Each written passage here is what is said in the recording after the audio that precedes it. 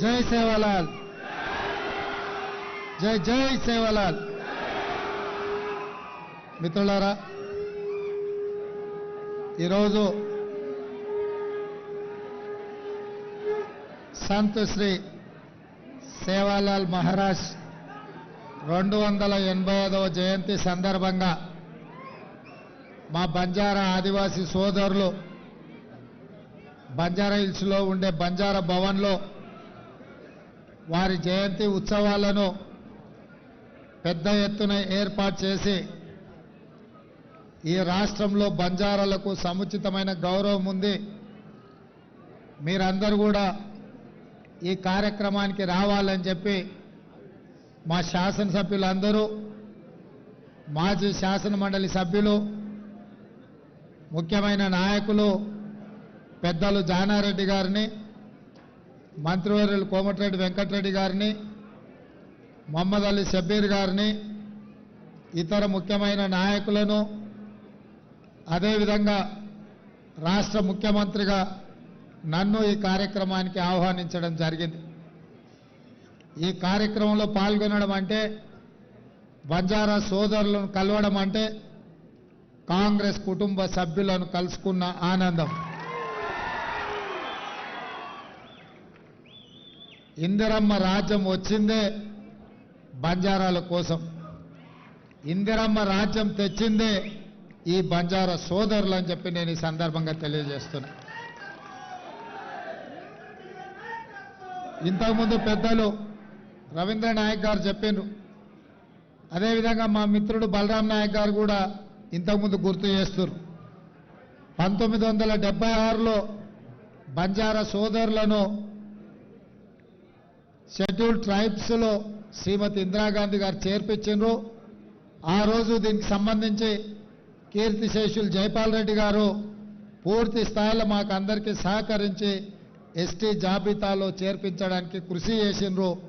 ST జాబితాలో లంబాడ సోదరుని చేర్చడం వల్ల ఐఏఎస్లు, ఐపీఎస్లు, ఐఎఫ్ఎస్లతో పాటు రాష్ట్ర స్థాయి ప్రభుత్వ ఉద్యోగాలలో పెద్ద పెద్ద హోదాలలో ఈరోజు వాళ్ళందరూ కూడా కొనసాగుతున్నారు.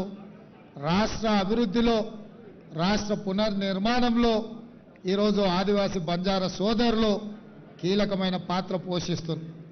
అదేవిధంగా శ్రీమతి సోనియా గాంధీ గారు యూపీఏ చైర్పర్సన్గా ఉన్నప్పుడు ఉపాధి హామీ కూలి పథకాన్ని తేవడమే కాదు, ఎస్సీ ఎస్టీ సప్లైని ఆ రోజు చట్టబద్ధత కల్పించి నిధులలో గిరిజనులకు, ఆదివాసీలకు, దళితులకు వాళ్ళు ఎంత జనాభా ఉన్నారో ఆ దామాష ప్రకారం నిధులు కేటాయించే విధంగా చట్టాన్ని చేసి చట్టబద్ధత కల్పించింది శ్రీమతి సోనియా గాంధీ గారు. అయినా ఆదివాసీ లంబాడ సోదరులకు సంపూర్ణమైన న్యాయం జరగాలి అనంటే తెలంగాణ రాష్ట్రం రావాలి అని చెప్పి ఎంతోమంది బంజారా సోదరులు ఆనాడు ఉద్యమంలో పాల్గొన్నారు.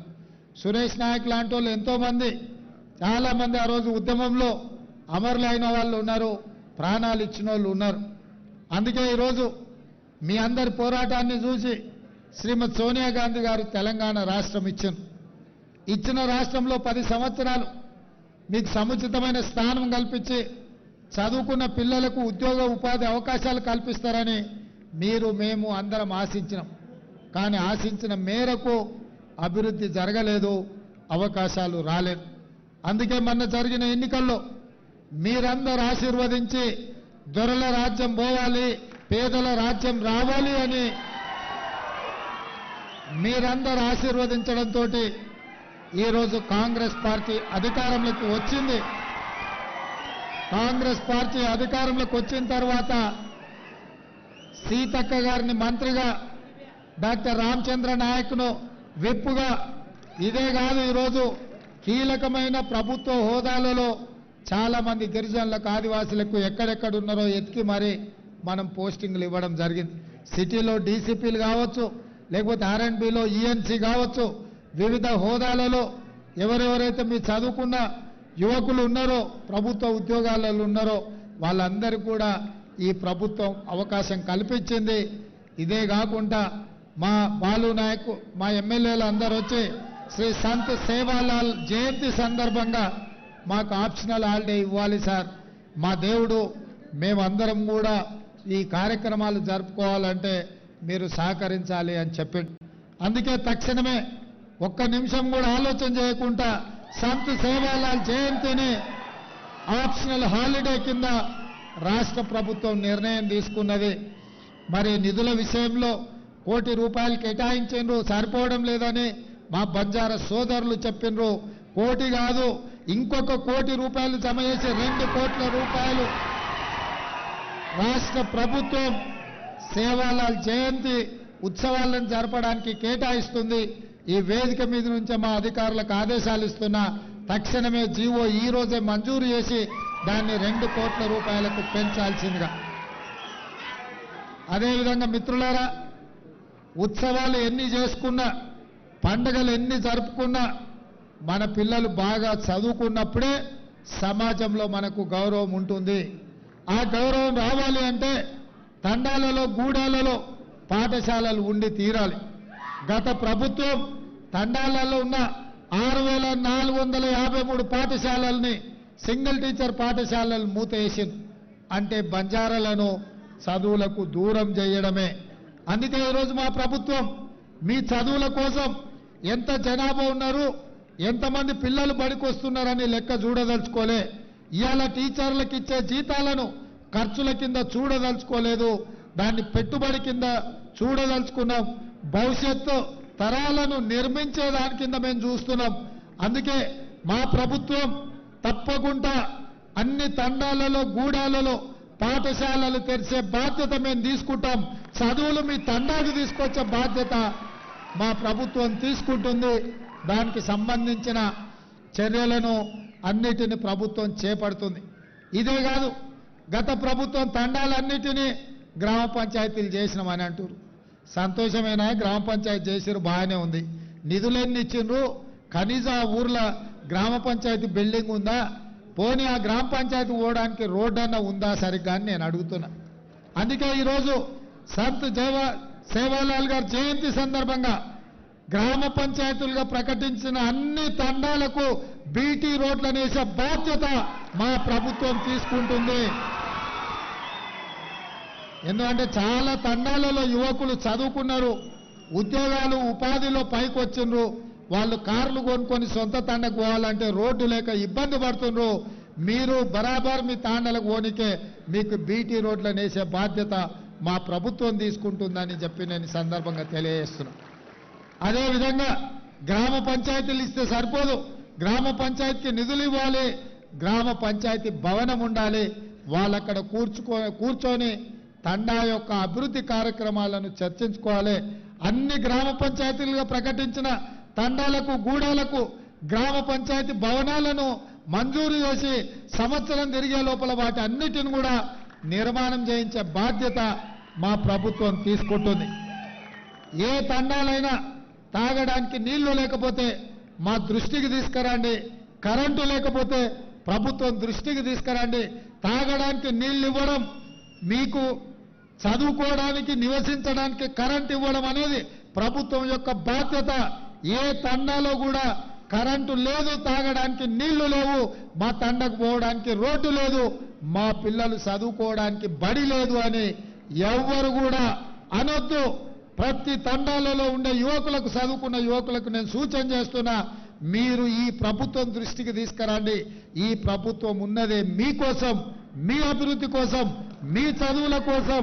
ఈరోజు రాష్ట్రమంతా రెసిడెన్షియల్ పాఠశాలలు ఎస్సీ ఎస్టీలకు, మైనారిటీలకు, బీసీలకు ఇచ్చినామన్నారు.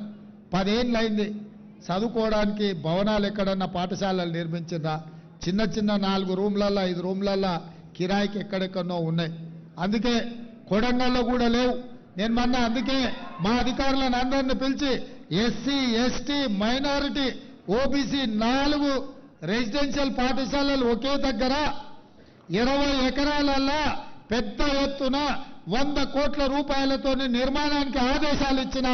ఎందుకంటే ఎస్సీ ఎస్టీ ఓబీసీ మైనారిటీ పిల్లలు ఒకే కాంప్లెక్స్ లో, ఒకే క్యాంపస్ లో ఉంటే అందరి మధ్యలో సోదర భావం పెరుగుతుంది, ఒకరికి ఒకరు సహకారంగా ఉంటారు, ఒకరినొకరు అన్న తమ్మి అని పిలుచుకునే అవకాశం ఉంటుంది, అందరం కలిసిపోయే అవకాశం ఉంటుంది. అదేవిధంగా ఇవాళ కొడంగల్ ఒక మోడల్గా డెవలప్ చేస్తున్నాం.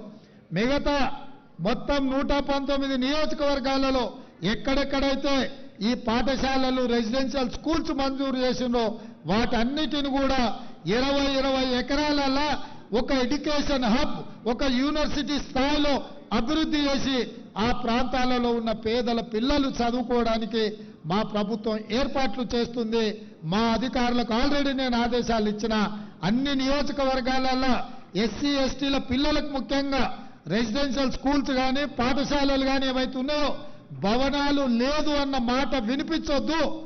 అవసరమైతే మంత్రుల ఎమ్మెల్యేల పూట ఉపాసం పండుకుందాం, ఓ నెల జీతం తీసుకోకపోయినా సరే ఆ పిల్లలకు చదువుకోవడానికి అన్ని వసతులు ఏర్పాటు చేయాలనేదే మా ప్రభుత్వం యొక్క లక్ష్యం. ఎందుకంటే చదువే మనల్ని అభివృద్ధి పదం వైపు నడిపిస్తుంది. ఇవాళ మీరందరూ గొప్ప చదువులు చదువుకున్నారు కాబట్టి ఈ వేదిక మీద ఇంతమంది ఎమ్మెల్యేలు ఎంపీలు, మా బలరాం నాయక్ గారు మొదటిసారి ఎంపీగా గెలిస్తే సోనియా గాంధీ గారు కేంద్ర మంత్రికి ఇచ్చింది. ఇట్లాంటి అవకాశం ఎప్పుడన్నా వచ్చిందా మీరు ఆలోచన చేయండి. ఇవాళ కాంగ్రెస్ పార్టీ అధికారంలో ఉన్నప్పుడే మీ గౌరవం, మీ మర్యాద పెరిగింది, మీ హోదా పెరిగింది. ఇవన్నీ కూడా మీరు చదువుకోవడం వల్ల వచ్చింది. అందుకే మిత్రులారా, మీ అందరికీ నా సూచన ఒక్కటే, చదువుల బాట పట్టండి. చదువుకున్నప్పుడే సమాజంలో మనకు గౌరవం ఉంటుంది. సంత్ సేవాలాల్ గారు కూడా మనకు చేసిన బోధన అదే. మద్యానికి మాంసానికి దూరంగా ఉండండి అని సంత్ సేవాలాల్ గారు మనకు చెప్పిండ్రు. కాబట్టి ఇవాళ వారు సూచించిన మార్గంలో, వారు ఆదేశించిన సన్మార్గంలో మేమందరం, మనమందరం, మా ప్రభుత్వం పనిచేస్తుంది, ఆ దిశగా ప్రయాణం చేస్తుంది. ఇక్కడ విద్యార్థులు చాలా మంది వచ్చారు. బాగా చదువుకోవడంతో సమాజంలో మనకు గుర్తింపు వస్తుంది. తప్పకుండా మీ చదువులకు, మీ అభ్యున్నతికి, మీ అభివృద్ధికి ఈ ప్రభుత్వం 100% తోడ్పాటును అందిస్తుంది. ఏ అవసరం ఉన్నా, ఏ సందర్భం ఉన్నా మా ఎమ్మెల్యేలు, మా మంత్రులు, మేము ప్రభుత్వం అంతా అందుబాటులో ఉంటుంది. మీరు చూసింది ఇవాళకి 70 రోజులైంది. ఏ ఒక్క రోజు కూడా సెలవు తీసుకోలే. ఎవరు వచ్చినా కలిసినాం, ఎవరు ఏది అడిగినా చేయగలిగిందంతా చేసినాం. మేము కనిపించకుండా దాచుకునే ప్రభుత్వం కాదు, మేము కలిసిమెలిసి పనిచేసే ప్రభుత్వం, మీకోసము కష్టపడే ప్రభుత్వం. ఇంకా చేయాల్సింది చాలా ఉంది, మేము చేస్తాం. రాబోయే పార్లమెంట్ ఎన్నికల్లో కూడా మీ ఆశీర్వాదం ఉండాలి, మీరు అండగా నిలబడాలి, మాకు శక్తినివ్వండి, మిమ్మల్ని అభివృద్ధి పదం వైపు నడిపిస్తాం. రేపు ఏ అవకాశాలు మన లంబాడ సోదరులకు పార్టీ అవకాశం ఇచ్చినా వాళ్ళని గెలిపించుకోవాల్సిందిగా టికెట్ ఇచ్చిన ఆయన దగ్గర నగదు ఉండకపోవచ్చు, కానీ మా రాములు నాయక్ లాంటి వాళ్ళ దగ్గర నగదు సాధనే ఉంది. అందుకే ఇక్కడున్నాడా, వీళ్ళందరూ కూడా ఎవరికైనా టికెట్ ఇచ్చినా, పార్టీలు అవకాశం ఇచ్చినా పని చేయడమే కాకుండా 10 రూపాయలు సాయం కూడా చేయండి. ఎందుకంటే సేట్లు చాలా మంది ఉన్నారు, నాకు తెలుసు. మా కొడంగల్ తాండూరు నుంచి బొంబాయి, పూనా పోయి 100,000 కోట్లు సంపాదించుకున్న లంబాడి సోదరులు నాకు తెలుసు. వాళ్ళందరూ కూడా మీరు చట్టసభలకు పంపించినప్పుడే మీ తరఫున వాళ్ళు కొట్లాడతారు, మీ తరఫున వాళ్ళు మాట్లాడతారు. వాళ్ళకు పార్టీ అవకాశం కల్పిస్తుంది, వాళ్ళని గెలిపించుకునే బాధ్యత మీది అని తెలియజేస్తూ మీ అందరి దగ్గర సెలవు తీసుకుంటున్న మిత్రులారా.